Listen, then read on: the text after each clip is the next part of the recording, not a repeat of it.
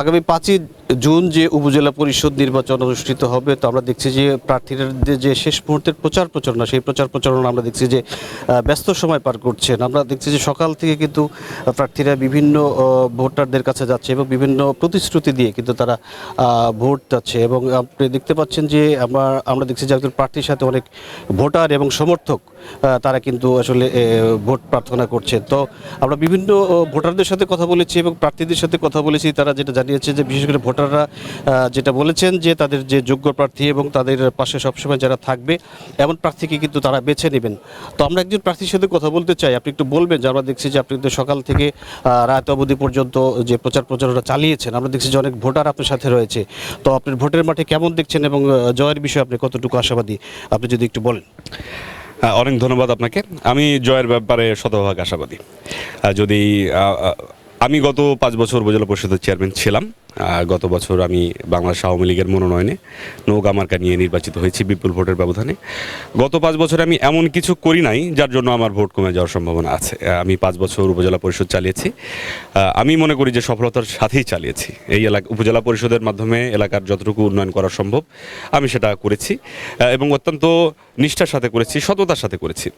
আমার এলাকায় কোনো মানুষই বলতে পারবে না যে আমি কোনো ধরনের অসৎ কাজ করেছি, আমি কাউকে বিপদগ্রস্ত করেছি, আমি কারোর সাথে দুর্ব্যবহার করেছি, কেউ আমার মাধ্যমে ক্ষতিগ্রস্ত হয়েছে, এরকম কোনো কথাই কেউ বলতে পারবে না। আমি আমার এলাকার সাধারণ মানুষদের সাথে নিয়ে সকলের পরামর্শ নিয়ে আমার উপজেলার সাধারণ মানুষের উপকার হয় এ ধরনের কাজ করারই চেষ্টা করেছি। সকলের পাশেই আমি ছিলাম। যারা আমার কাছে পরামর্শের জন্য এসেছেন তাদেরকে সৎ পরামর্শই দিয়েছি। যারা সহযোগিতার জন্য এসেছেন, বিভিন্ন কাজের জন্য এসেছেন, তাদেরকে কাজ করে দেওয়ার চেষ্টা করেছি, তাদের সমস্যার সমাধান করার চেষ্টা করেছি। এই এলাকায় আমার আব্বা প্রয়াত এমপি ইসহাক হোসেন তালুকদার, বীর মুক্তিযোদ্ধা, তার একটা সুনাম আছে। তিনি এখানে 3 বার এমপি ছিলেন।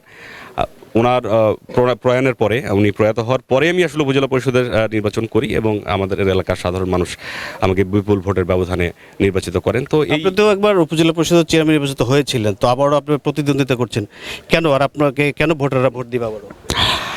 আমি সেই কথাটাই আসলে বলার চেষ্টা করছিলাম এতক্ষণ ধরে, যে আমি এমন কোনো কাজ করি নাই যে আমার এলাকার সাধারণ মানুষ আমার উপরে রুষ্ট হবেন বা মনোকষ্ট পাবেন বা আমাকে ভোট দিবেন না। এই ধরনের কোনো কাজ আমি করি নাই। আমি এই এলাকার সামগ্রিক উন্নয়ন করার চেষ্টা করেছি। আপনি জানেন উপজেলা পরিষদের চেয়ারম্যানের কাজ বা এখতিয়ার যতটুকু আছে ততটুকু কাজে লাগিয়ে আমি সকলের জন্যই কাজ করার চেষ্টা করেছি। সেই কারণে সিরাজগঞ্জ জেলার সর্বশ্রেষ্ঠ চেয়ারম্যান আমাকে নির্বাচিত করা হয়েছে। পরবর্তীতে রাজশাহী বিভাগের সর্বশ্রেষ্ঠ চেয়ারম্যান আমাকে নির্বাচিত করা হয়েছে। যদি আমি কাজ না করতাম, আমার যদি দক্ষতা না থাকতো বা আমি যদি দক্ষতার সাথে আমার কাজের প্রমাণ না দিতে পারতাম, তাহলে তো আমাকে এই নির্বাচনটা করা হতো না। জয়ের বিষয়ে কতটুকু আশাবাদী? আমি জয়ের ব্যাপারে আসলে শতভাগ আশাবাদী। আমার নির্বাচন নিয়ে কোনো সংশয় আছে কিনা? নির্বাচনে আমার ব্যক্তিগতভাবে একেবারেই কোনো ধরনের সংশয় নাই। ইভিএমে নির্বাচন হতে যাচ্ছে। আপনারা সকলেই জানেন যে ইভিএম অত্যন্ত সুন্দর একটা সিস্টেম। ইভিএমে কোনো ধরনের কোনো কারসাজি হওয়ার কোনোই সম্ভাবনা নেই। আমাদের এলাকার মানুষদেরকে আমরা ইভিএমে কীভাবে ভোট দিতে হয় সেটা আমরা অলরেডি শেখানো শুরু করেছি। আমি আশা করি যে সামনের যে 10 দিন সময় আছে, এই সময়ের ভেতরে আমার এলাকার প্রত্যেক মানুষ জেনে যাবেন, বুঝে যাবেন যে কীভাবে ইভিএমে ভোটদান করতে হয় এবং তারা ভোট কেন্দ্রে নিশ্চয়ই উপস্থিত হবেন এবং আমাকে ভোট দিবেন জয়যুক্ত। আপনি শুনছিলেন যে আসলে যিনি ইমন তালুকদার দোয়াত কলম প্রতীকে যিনি প্রতিদ্বন্দ্বিতা করছেন, তারপরেও আমরা দেখছি যে ভোটের মাঠে ভোটের কেন্দ্র মানে ভোটের যে কেন্দ্রগুলো রয়েছে সেই ভোট কেন্দ্র থেকে ভোটাররা যেন সুষ্ঠু এবং সুন্দরভাবে ভোট দিয়ে পছন্দের প্রার্থীকে যে ভোট দিয়ে যেন বাড়ি ফিরতে পারে এমন প্রস্তুতি রয়েছে প্রশাসনের। তো সিরাজগঞ্জ থেকে এই ছিল উপজেলা পরিষদের প্রচার প্রচারণার সর্বশেষ অবস্থা।